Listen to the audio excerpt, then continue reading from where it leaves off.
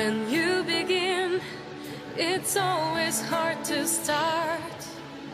It's common that you have high expectations. At first you lose when learning trading art.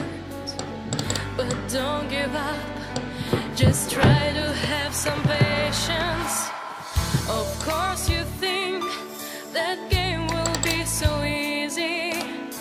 Such business is as cruel as the rest.